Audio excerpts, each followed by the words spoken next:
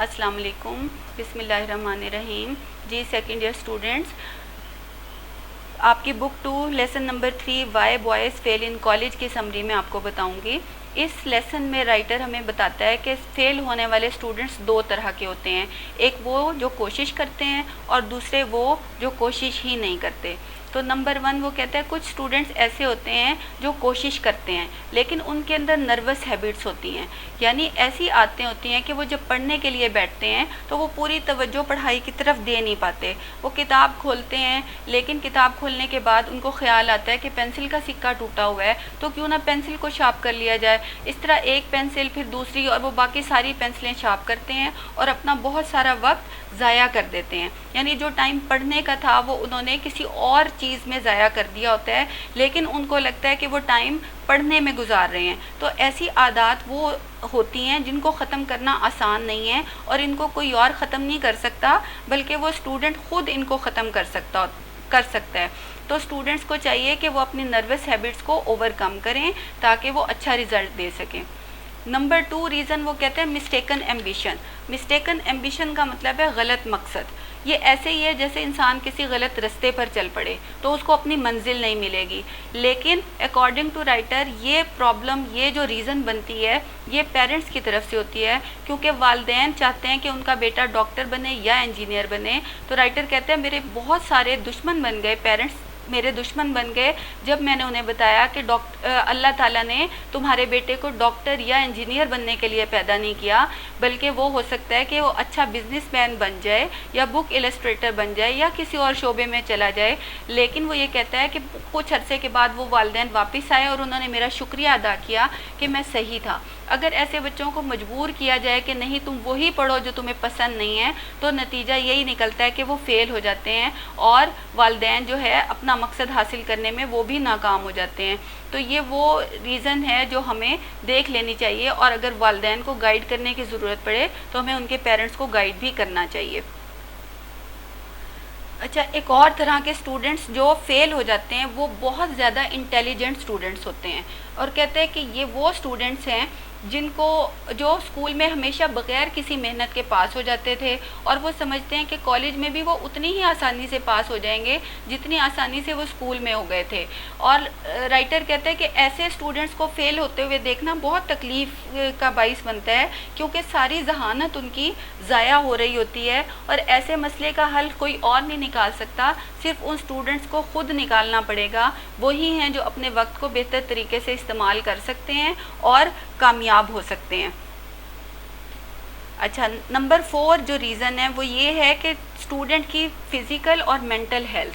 कहते हैं बच्चे का सेहतमंद होना ज़रूरी है तालीम में कामयाबी हासिल करने के लिए। अगर कोई स्टूडेंट फ़ेल हो रहा हो और उसके फ़ेल होने की बज़ाहिर कोई वजह समझ में नहीं आ रही हो, तो चाहिए कि उसको डॉक्टर के पास भेज दिया जाए और उसका पूरा एक चेकअप करवाया जाए। और कहता है कि जब इस तरह के स्टूडेंट्स के चेकअप करवाए गए तो अक्सर में कोई ना कोई प्रॉब्लम नज़र आई, यानी या वो टीबी का शिकार थे या उनको टॉन्सिल्स थे या उनको कोई और बीमारी थी, और जब उनका इलाज करवा लिया गया तो वो बिल्कुल उन्होंने बहुत अच्छा रिज़ल्ट दिया। तो राइटर कहते हैं कि कॉलेज के डॉक्टर, टीचर और इंतज़ामिया के अंदर एक ताउन होना चाहिए ताकि वो हर बच्चे को इंडिविजुअली चेक कर सकें और बता सकें कि इसकी वजह क्या है।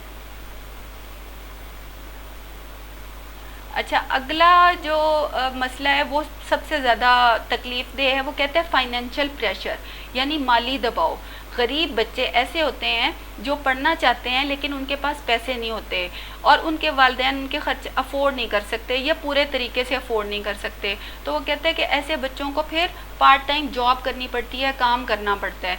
कहते हैं ये वालिदैन की ज़िम्मेदारी है कि अपने बच्चों के तालीम का बोझ उठाएं, क्योंकि बच्चे ने उनको नहीं कहा था कि वो उसको इस दुनिया में ले आएँ, ये वालिदैन थे जो उसे इस दुनिया में लेकर आए, और ये उन्हीं की ज़िम्मेदारी है कि अगर वो इनका पूरा बोझ नहीं उठा सकते तो कम से कम कुछ ना कुछ बोझ ज़रूर उठाएं। बच्चे को हालात के रहमो करम पर ना छोड़ दें कि वो शाम 6 बजे से रात के 2 बजे तक काम करे और सुबह कॉलेज जाए। इस तरह ना तो वो पढ़ पाएगा और ना ही वो सही तरह कमा सकेगा, यानी वो कॉलेज में भी फेल हो जाएगा और उसकी صحت بھی خراب ہو جائے گی. تو ایسے بچوں کی مدد کرنے کے لیے کالج میں بھی فنڈز ہوتے ہیں, اسکالرشپ فنڈز, لیکن یہ اتنے زیادہ نہیں ہوتے کہ سارے بچوں کی مدد کی جا سکے.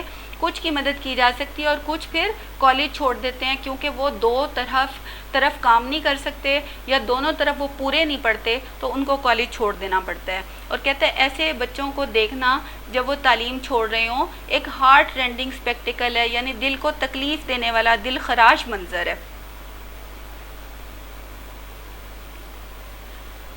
اچھا, کچھ اسٹوڈنٹس کالج میں ایسے ہوتے ہیں جن کی توجہ پڑھائی سے زیادہ گیمز کی طرف اور ادبی سرگرمیوں کی طرف ہو جاتی ہے. کالج میں ان چیزوں کی بہت اہمیت ہے, یعنی اسٹوڈنٹس کے لیے یہ چیزیں اپنی اہمیت رکھتی ہیں, لیکن اسٹوڈنٹس کو یہ سمجھنا چاہیے کہ ان کا مین پرپز کالج میں آنے کا تعلیم حاصل کرنا ہے, یعنی اپنے وہ جو مین ٹریک ہے اس سے ہٹیں نہیں. اس کے ساتھ ساتھ اگر وہ ان سرگرمیوں میں حصہ لیں تو یہ صحت مند ہے, لیکن اگر وہ پڑھائی چھوڑ کر صرف کھیلوں کی طرف یا صرف دوسرے کاموں کی طرف راغب ہو جائیں تو ان کو رائٹر کہتا ہے کہ میرا یہ مشورہ ہے کہ ان کو چاہیے کہ وہ تعلیم چھوڑ دیں اور پریکٹیکل جو لائف ہے, پریکٹیکل فیلڈز جو ہیں اس میں پروفیشنل بن کے چلے جائیں. وہ تعلیم کو چھوڑ دیں اور پروفیشنل بن جائیں, اس طرح وہ اپنے پروفیشن میں کامیاب ہو جائیں گے. اگر وہ کالج میں رہتے ہوئے ایسا کریں گے تو یقیناً کالج میں فیل ہو جائیں گے, رزلٹ ٹھیک نہیں آئے گا.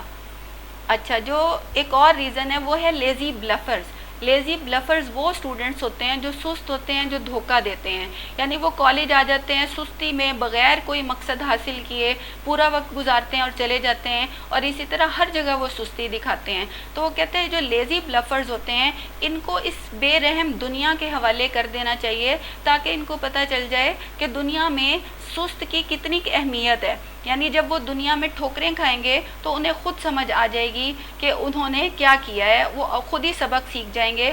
ہو سکتا ہے کہ کچھ لوگ سبق سیکھ جائیں اور واپس آ جائیں اور کامیاب ہو جائیں, لیکن اگر وہ ایسا نہ کریں تو وہ خود انہی کی ذمہ داری ہوگی. تو رائٹر کہتے ہیں کہ جو کالج ہے اس میں ایک پرنسپل کی ذمہ داری ایک ڈاکٹر جیسی ہوتی ہے. جیسے ڈاکٹر کا کام ہے کہ جسم میں سے بیماری کو ڈائگنوز کرنا, اسی طرح پرنسپل کا کام ہے کہ جو اسٹوڈنٹس فیل ہو رہے ہیں ان میں ان کی فیل ہونے کی وجوہات کو ڈھونڈنا, تلاش کرنا اور پھر ان کی مدد کرنا. اس طرح کالج کے سربراہ کی ذمہ داری ہوتی ہے کہ وہ بچوں کو فیل ہونے سے بچائے, چاہے وہ حماقت کی وجہ سے فیل ہو رہے ہوں, بیماری کی وجہ سے فیل ہو رہے ہوں یا سستی کی وجہ سے فیل ہو رہے ہوں. Thank you.